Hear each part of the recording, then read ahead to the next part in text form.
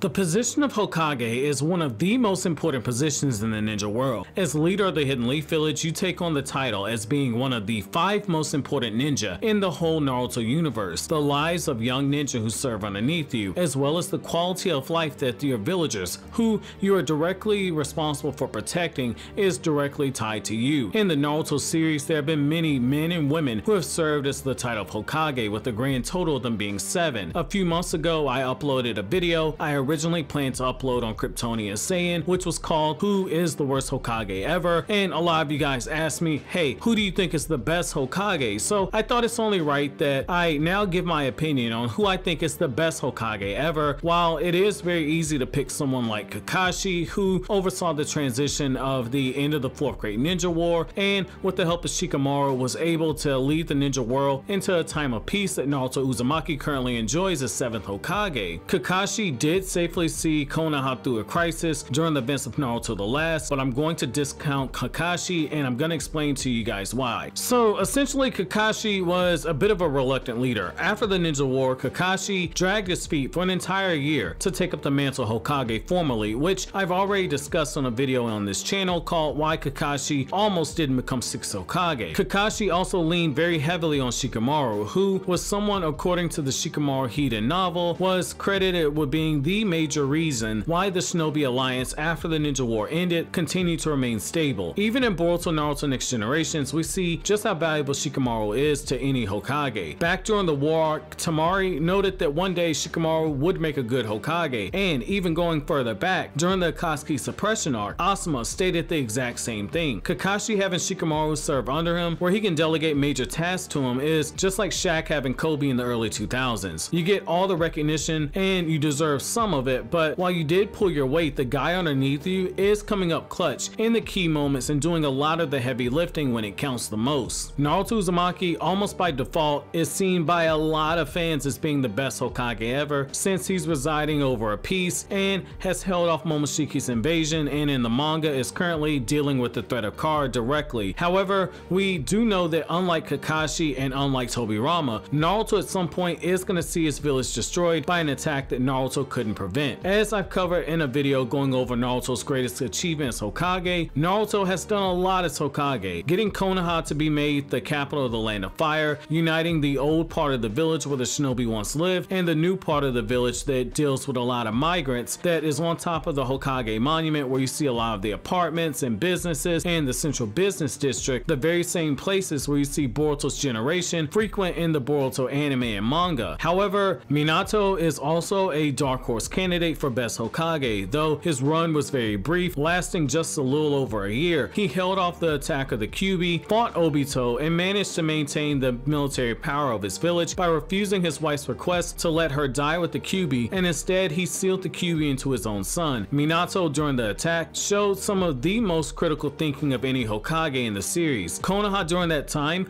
was recovering from the 3rd Great Ninja War, which was a war that was started when Konoha's military power was severely depleted at the time at the beginning of the war, and was even weaker after the Ninja War, which is all part of the reason why when the 3rd Ninja War was taking place, you had ninja who were graduating from the academy early, and after the war, ninja like Itachi were allowed to graduate early as well. Losing the Jinchuriki during that time period might have further emboldened the Hidden Cloud Village to strike against Konoha. Minato's actions fortified Konoha's defenses, all while protecting a mass destruction of the village and preventing it from happening. Now that I've mentioned the other great Hokage most fans tend to see as being the best Hokage, who do I personally think is the best Hokage? Well, I'll be honest with you, I'm a bit conflicted here. Tobirama Senju did do a whole lot for the village at this time as Hokage, setting up the military police force, the academy system, and the tuning evaluation system, all while guiding the village through a majority of the 1st Great Ninja War. However, his influence on Hiruzen Sarutobi, whose hawkish policies would start the 2nd and indirectly start the 3rd Great Ninja War, as well as his influence on Danzo, the man who would be the mastermind behind the Uchiha clan massacre,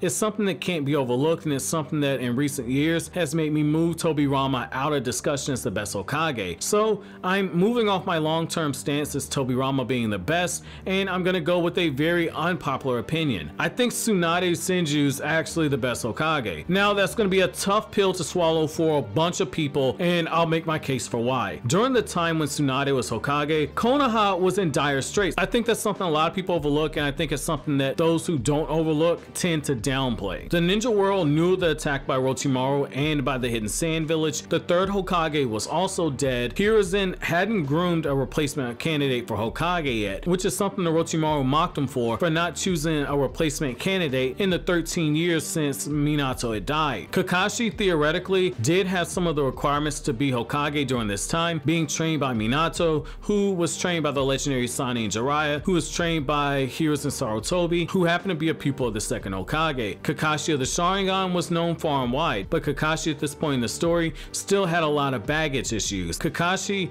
was still young in part 1 of the series, being 26 years old, and ironically being 2 years older than Minato when Minato died as Hokage. However, Kakashi at the time wasn't quite ready to be Hokage by the events of the Konoha Crush arc and directly after that in the Search for Tsunade arc. By the time Jiraiya left Konoha to fight Pain, both Jiraiya and Tsunade agreed that Kakashi was almost ready to be Hokage, which depends on the translation of the manga that you read, but during that time Kakashi had grown even further and his name had gained even more notoriety. His actions as the son of the White Fang, who was well known in the Hidden Sand Village, and Kakashi during the Kazekage rescue arc helped mend the fences between the two villages, which ironically had already begun to be mended under Tsunade's watch. And it should be worth noting that Tsunade extended that olive branch in the aftermath when the Sand Village betrayed them and worked with the Sound Village in order to destroy Konoha, which is a really big thing, but it's something that paid huge dividends for Tsunade later on. Danzo was known by the elders as being a bit of a soul schemer who wouldn't listen to anyone and was only out for his own actions. Danzo wouldn't have been chosen to be Hokage, and he could have been chosen, but his claim to the position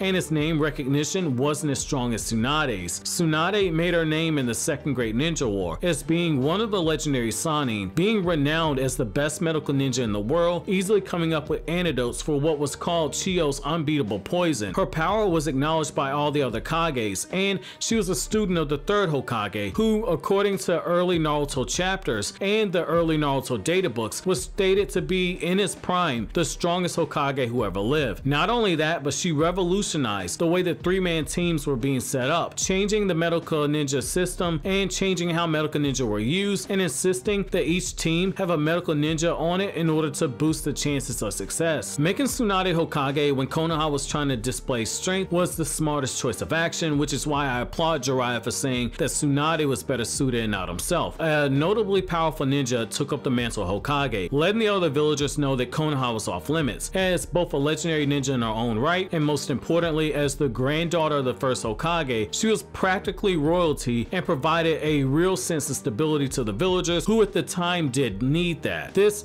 cannot be overlooked, since as Jiraiya stated before he left for the Hidden Rain village when he turned down Tsunade's request to allow her to go with him to the village, Tsunade's presence kept the villagers in the Hidden Leaf village with a strong peace of mind. Not only did she fortify Konoha with her name recognition, but she also took action right away by sending Jonin on a large number of S-rank missions to both keep money flowing into the village as well as to keep up appearances, which in turn would allow the money that was earned from taking on the mission to rebuild the village. But she also did show the other villages that while Konoha had been crushed, they would ultimately bounce back, and that no one should dare test Konoha during this time. She oversaw the threat of Orochimaru lurking in the shadows while also planning for the Akatsuki threat, and even after losing the Sharingan, one of Konoha's biggest military assets, Tsunade continued to counter despite being placed behind the 8-ball. She kept a do not kill order on Sasuke's name despite the fact that Sasuke was a rogue ninja, which remained intact until Danzo briefly became Hokage.